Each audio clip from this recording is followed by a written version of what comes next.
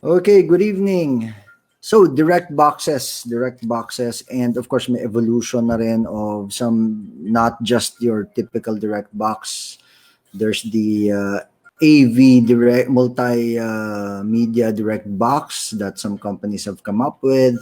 There are some USB direct boxes, DI boxes that some companies have come up with. So again, all of these are solutions naman of making it easy for us to interface and get our audio from the source to the mixer out to our system in the best possible way. So yan yung parang pinaka essence ng DI. Anyway, so before anything again, I'd just like to say, welcome to Pushing Faders. Welcome to our talk. Thank you for your continued support. Maraming salamat. Those who have sent us words of encouragement, words of appreciation, and just or ideas, sharing experiences. Maraming salamat sa inyo. That's the whole idea, just having a community where we get to talk. It's not one way. I also get to learn from a lot of you guys because medyo, of course, limited na rin yung time ko to be on the road, and most of the experiences na rin, some of the new things I get to hear, and then I check it out. So direct box. Usually, we generically call it DI box, o meron ka bang DI dyan, ganyan. So DI basically means direct injection or direct insertion. So through the years, syempre parang injection, insertion, na gano'n na yan. It is a device that offers us a few advantages, especially dun sa ating mga audio systems. For us guys in the live sound, malaking tulong yan. You can't go without it. Probably, like a basic sound system should at least have 3 DIs. And what types, we'll get into that. Okay. So again, a DI is basically direct injection or direct insertion. So DI box. So what does it do? And then we'll get to what does it do for me. Okay, what does it do? So it would probably do around 4 things. 4 things. One, it offers connector matching. So for example, I take this one, diba? Okay. So usually, ang isa sa mga ginagawa ng DI kasi is to gagamitin mo siya when you want to connect a line level signal to a mic input. And we'll get to that, bakit natin ginagawa yon. So line level input would usually be a PL. So yan. And then yung papunta sa mixer natin, a balanced input would be an XLR. So we don't need, it will change the connection na rin, di ba? Connector matching, it's just a simple term, connector matching. So kumbaga kung saan talaga siya papunta, ganun na rin, my cord going there, tapos dito yung pasok, be it a keyboard, tape deck, line level signal, a mixer sa output dyan. Okay. Impedance matching, one of the things na ginagawa rin ng direct box, impedance actually, minsan yung pronunciations natin nagiging impedance matching. So usually mga line level signals natin, that's a high impedance signal. So kailangan mo yan gawing low level signal para maging balance na rin, di ba? Para maitakbo mo siya ng mahabang biyahe. When it comes to cabling kasi in between equipment, the rule of thumb is if you use, you have a connection that's more than, sabi nila, 10 to 20 feet, 10 to 20 feet connection. Beyond that, you should go balanced na. Because yung mga cables natin, that kind of acts as a antenna, so to speak. So and then you've got a lot of RF noise around, RF around. No? So and sometimes yung mga noise na na-pick up natin, noise, nagmamanifest ang noise because of all of this, RF around, and it gets into the cable kung unbalanced tayo. So the reason why we need to convert it to a balanced cable, going low impedance, which is a balanced connection, is so that yung negative and positive natin merong shield. So if that's a wire, positive, negative, then yung shield natin. Unlike an unbalanced cable, usually positive tas negative. So walang shield, diba? And then the third thing it would do is signal balancing, meaning yung mga unbalanced signals, gagawin niyang balanced. And we go back nga, bakit natin kailangan balanced when our cables are more than 10, more than 10 to 20 feet, it's susceptible already to noise. So we need to make it into a balanced connection na biyahe na kable para shielded yung signal natin. Yan. And then lastly, one of the advantages rin of a DI, because it does have a transformer, it offers isolation. And in most cases, yung ground looping, it solves that problem, yung ground loop. Now, yung ground loop, you could Google it, check it out.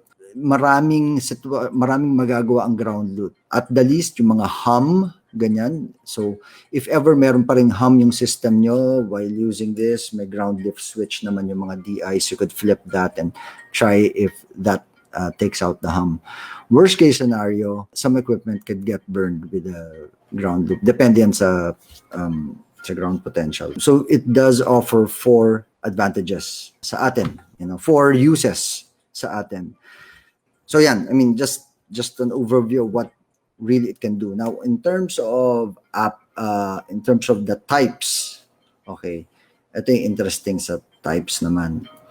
So the first thing that you'd usually see would be and hear about is an active or a passive. So dalawang bagay yan, an active or a passive. A passive DI would look like this, very simple. May input doon, may input through. You've got your pad here, yung mga attenuators, pang-attenuate. At the back, XLR. Ito na yung papunta sa mixer. Ground lift switch. And you've got your phase invert. Now, depende yan. I mean, some DIs are very straightforward.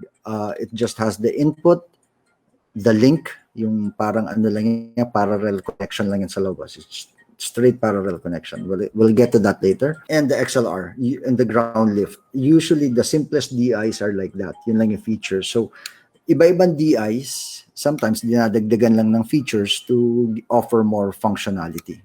So, a passive, whereas a passive DI would be simple, a active DI would usually be a bit more, mas may dagdag karagdagan. And then an active DI as well. So bukod dito, like a passive DI has a transformer inside to convert the line level signal to a low impedance signal. Yung mga active DI naman, that would look like this. Okay. These are the ART DIs, by the way. So ART, okay. So yung mga active DIs naman, mas may electronics na to sa loob. So it practically has a preamp inside that would help in boosting low-level signals. Mas mabuboost niya para pag na-convert niya gawing balance signal, mas busog pa. Busog, I say busog dahil yung strength ng signal, sinisigurado niya na mas maganda, mas malakas. It's usually powered by a battery or ipapower mo yan via phantom power. And one of the first questions right away, usually pag nabanggit ko yun, sir, paano yun? Kunyari, mga microphones ko, wala naman ng condenser. Pwede ko ba on phantom power? Yes. Okay, yun yung importante. As long as, ito lang talaga, as long as, and I have to be very specific, good, well-made, balanced microphone cables. Okay? Which means talagang positive, negative ground, yung mic cable mo. Correctly made. XLR, magkabila. So, okay.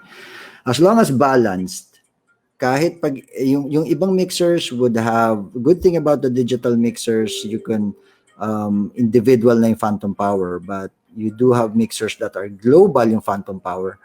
As long as lahat ng microphones mo gumagamit ng balanced cable, there should be no problem. So, na-on yung phantom power. Another question usually would be, paano yun? May baterya naman ako eh.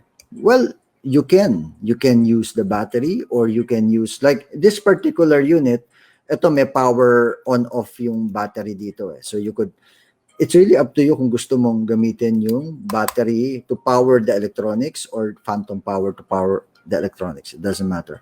In some DIs naman, active DIs, iniwan mo yung battery.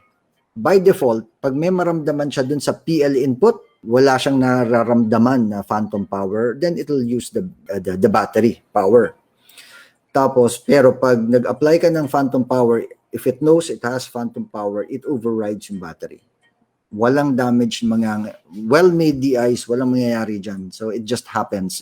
It's by design na parang by default battery gagamitin niya. Pero pag may phantom power, it will use the phantom power. Okay. Can you leave the battery inside? Yes, napakaliit ng consumption naman to. I've had DIs before, battery would be in there for almost a year, walang problema.